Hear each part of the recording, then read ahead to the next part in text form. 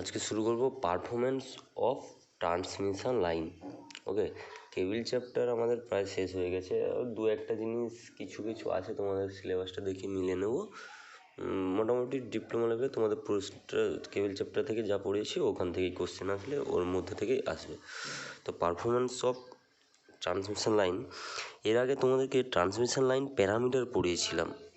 Transmission line parameter বলতে সেই যে আরএল সি সার্কিট ছিল, সিঙ্গেল ফেজ থ্রি ফেজ ট্রান্সমিশনে আরএলসি সার্কিট ছিল, ক্যাপাসিটেন্স ইন্ডাকটেন্স দিয়ে সার্কিটগুলো ড্র করেছিলাম এবং skin effect, proximity effect, Ferranti effect বুঝিয়েছিলাম।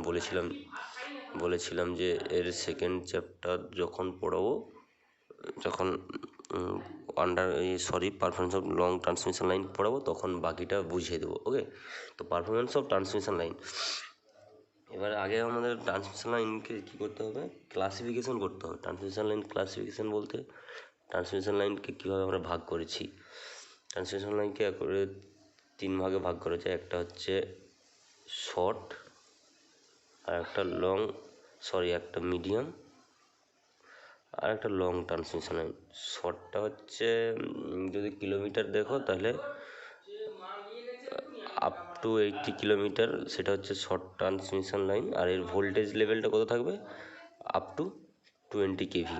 ওকে, মিডিয়ামটা আপ টু 80 থেকে 150 পর্যন্ত কিলোমিটার, এই সমস্ত ট্রান্সমিশন লাইনগুলো মিডিয়াম বলছি। আর ভোল্টেজ লেভেলটা থাকবে up to 100 kV. Okay, up to 100 kV, তার মানে লং ট্রান্সমিশন লাইন কি অ্যাভাব 150 কিলোমিটার পরের যে সমস্ত লাইন সেটা হচ্ছে লং ট্রান্সমিশন। আর ভোল্টেজ লেভেলটা কী থাকবে, অ্যাভাব 100 কেভি। 100 কেভির উপরে যেই সমস্ত ভোল্টেজ আছে, যেই সমস্ত ট্রান্সমিশন লাইনগুলোতে আমরা দেখতে পাবো, মাঠের মধ্যে হোক যেখানে হোক, সেগুলো হচ্ছে লং ট্রান্সমিশন লাইন। ওকে, তাহলে এটা আমরা ট্রান্সমিশন লাইনটা কীভাবে ক্লাসিফাই করা হয় সেটাও বুঝতে পারলাম।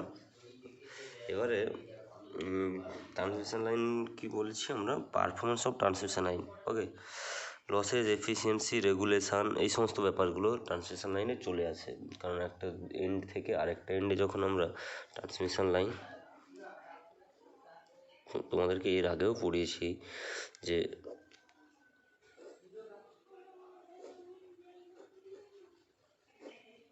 যখন একটা এন্ড থেকে আরেকটা এন্ডে ভোল্টেজ এবং কারেন্টটা যাচ্ছে, তখন এর মধ্যে বিভিন্ন রকমের লস হয়ে থাকে। সেগুলো কী কী হতে পারে, সেই যে দেখিয়েছিলাম আমরা, স্কিন এফেক্ট হচ্ছিলো, ফেরান্টি এফেক্ট হচ্ছিলো, প্রক্সিমিটি এফেক্ট হচ্ছিলো, বিভিন্ন রকমের এফেক্ট হচ্ছিলো। তো লস আমাদের হতেই থাকে। ওকে, এবার সেই লস হয়ে যাওয়ার পরেও এটা যদি সেন্ডিং এন্ড হয়, সাপোজ এটা সেন্ডিং এন্ড মানে ভিএস, সেন্ডিং এন্ড ভোল্টেজ, আর এটা receiving and VR, receiving end voltage. মানে এই লস হয়ে যাওয়ার পরে আমরা এখানে যেই ভোল্টেজ আছে সেটা রিসিভিং ভোল্টেজ। তো ট্রান্সমিশন লাইনের লস হচ্ছে তার মানে ভিআরটা কী হবে, অলওয়েজ ভিএস হবে। সেন্ডিং এন্ডে পেয়েছি, সেন্ডিং এন্ড ভোল্টেজ, যে ভোল্টেজে তারপর 11 কেভি পাঠাচ্ছি সেটা লস হয়ে তারপরে এখানে ধর সাপোজ 10 কেভি পাচ্ছি। কিন্তু আমরা দেখেছিলাম ফেরান্টি এফেক্টে কী হয়েছে, যেটা পাঠাচ্ছি তার থেকে বেশি পরিমাণ পেয়ে যাচ্ছি, সেটা একটা আলাদা রিজন। ওকে, সেটা বাদ দাও, কিন্তু কী হচ্ছে, লস হয়ে যাওয়া মানে কি ভিআরটা সবসময় কম পাবো। ওকে, ভিআরটা সবসময় কম পাবো, তার মানে আমরা যদি রেগুলেশন বের করি, percentage of regulation,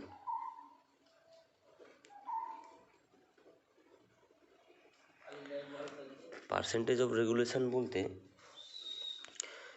sending end voltage minus receiving end voltage by receiving end voltage, মানে আমাদের রেগুলেশনটা কত হচ্ছে, কতটা পরিমাণ লস হয়ে যাচ্ছে, এই রেগুলেশনটা হচ্ছে দিয়ে বিচার করা হয় ট্রান্সমিশন লাইনটা কেমন। ওকে, একটা এক্সাম্পল দিলে বলতে, তার মানে কি আগে বোঝো, এটা পার্সেন্টেজ অফ রেগুলেশন, এটা নোট ডাউন করবে, VS minus VR by VR into 100%। এটা হচ্ছে ভিএসটা sending end voltage minus receiving end voltage by sending end voltage. Okay, এটা হচ্ছে পার্সেন্টেজ অফ ভোল্টেজ রেগুলেশন। আচ্ছা, এফিসিয়েন্সি, আমরা যদি এফিসিয়েন্সি বের করি কী হবে, এফিসিয়েন্সি আমরা যদি এফিসিয়েন্সি বের করি ট্রান্সমিশন লাইনে, এটা ভোল্টেজ রেগুলেশন, ট্রান্সমিশন লাইনের এফিসিয়েন্সি বের করি, সেন্ডিং এন্ড ভোল্টেজ এফিসিয়েন্সি মানে কি, আউটপুট বাই ইনপুট ছাড়াও ভালো করে বুঝিয়ে দিই আরও। আউটপুট বাই ইনপুট আমরা এফিসিয়েন্সি জানি। আউটপুটটা কি আছে এখানে, রিসিভিং এন্ডের ভোল্টেজটাই output, VR into IR into cos phi R. Receiving end পুরোটাই রিসিভিং এন্ডটা, voltage current cos phi R যেটা পাওয়ার ফ্যাক্টর, এটা রিসিভিং এন্ডের। আমার সেন্ডিং হচ্ছে VS IS cos phi S, বাস এটাই রেগুলেশন ইন্টু এফিসিয়েন্সি ইন্টু 100, এটাই রেগুলেশন হয়ে গেলো, এটাই এফিসিয়েন্সি হয়ে গেলো। এবারে কী হবে, তার মানে একটা জিনিস এখানে একটা ফ্যাক্ট আছে, এটা তো রিসিভিং এন্ডে পেয়েছি, এটা তো সেন্ডিং এন্ড, তার মানে দেখো এফিসিয়েন্সি কীভাবে আসছে, কস ফাই আর রিসিভিং এন্ডে পেলাম, সেন্ডিং এন্ডে কী আছে VS IS cos phi S, আর কি কিছু নেই, প্লাস লসেস। এই জিনিসটা বাদ দিলেই তো, এই লসেসটাকে বাদ দিলেই তো আমি রিসিভিং এন্ডে পাচ্ছি জিনিসটা, বাকি জিনিসটা, প্লাস এটা লাইন লসেস, এই লাইন লসেসটা এর সাথে অ্যাড হবে, কারণ লাইন লসেসটা তো আছে, তারপরে তো আমি রিসিভিং এন্ডে পাচ্ছি, এটাই হচ্ছে কি এফিসিয়েন্সি। আর ভোল্টেজ রেগুলেশনটা কি, যেই ভোল্টেজটা পাঠাচ্ছি মাইনাস যেই ভোল্টেজে পাচ্ছি বাই যেই ভোল্টেজটা পাচ্ছি ইন্টু 100%। তো এর আমি নোটসগুলো তোমাদেরকে পাঠিয়ে দেবো, ঠিক আছে, আর এখান থেকে আন্ডারস্ট্যান্ডিং করার চেষ্টা করবে, নোটসগুলো আমি পাঠিয়ে দেবো, ঠিক আছে। ওকে, চলো আজকে আপাতত এই এই ভিডিওটা এই পর্যন্ত। নেক্সটে আচ্ছা ট্রান্সমিশন লাইন একটা বুঝিয়ে দিই তোমাদের, একটু মনে করে দিই, এর আগে পড়িয়েছিলাম ট্রান্সমিশন লাইন। ওকে, তো ট্রান্সমিশন লাইন 3 প্রকার হলো। এবার আমি ফার্স্ট অফ অল যাব শর্ট ট্রান্সমিশনে লাইনটা কীভাবে ছিল। শর্ট ট্রান্সমিশন লাইনটা ছিল, আগে ড্র করে দিই,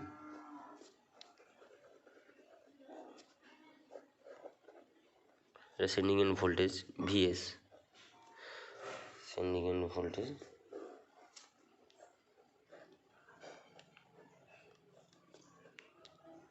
এটা লোড, এটা লাইন রেজিস্ট্যান্স, লাইন ইন্ডাকটেন্স। ওকে,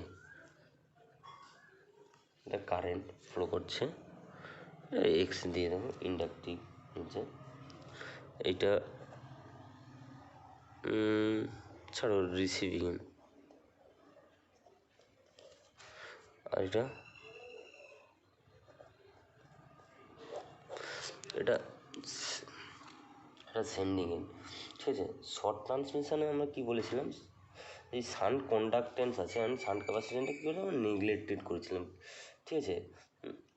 শুধু কী করেছি, আমরা সিরিজের যে রেজিস্ট্যান্স আর ইন্ডাকটেন্স এইটাকে কনসিডার করি, যেহেতু এটা শর্ট ট্রান্সমিশন, তো এখানে তোমার যে একটা ওয়্যার আর একটা ওয়্যারের মধ্যে যেই ক্যাপাসিটেন্সের ব্যাপারটা থাকে, সেটা আমরা কী করেছি নেগলেক্ট, যেহেতু এটা শর্ট তো বেশি এফেক্টিভ নয়, তাই এখানে শুধু আমরা এই কয়েকটা জিনিস নিয়ে আমাদের কী হয়েছিল, কাজ হয়েছিল। দেখবে প্রথমের দিকে ক্লাসে এটা পড়িয়েছিলাম, সেই সমস্ত ছবিগুলোকে তোমরা একটু ভেরিফাই করে নেবে খাতাটা বের করে, তাহলে আরও ক্লিয়ারলি মেনশন হবে, না হলেও আমি তোমাদেরকে ভালো করে বুঝিয়ে দেবো নেক্সট লেকচারে যখন লং রান। এটা জাস্ট আইডিয়া দিলাম। ওকে, এটা হচ্ছে শর্ট ট্রান্সমিশন লাইন, তার মানে শুধু রেজিস্ট্যান্স নিচ্ছি আর শুধু এই লাইন ইন্ডাকটেন্সটা নিচ্ছি, এই শান্ট ক্যাপাসিটেন্সটা এগুলোকে আমরা নেগলেক্টেড করে দিয়েছিলাম, যেহেতু শর্ট ট্রান্সমিশন তো তাই জন্য এই ক্ষেত্রে নেগলেক্ট করেছিলাম। ঠিক আছে, এটা এই পর্যন্ত, এই ভিডিওটা থাক।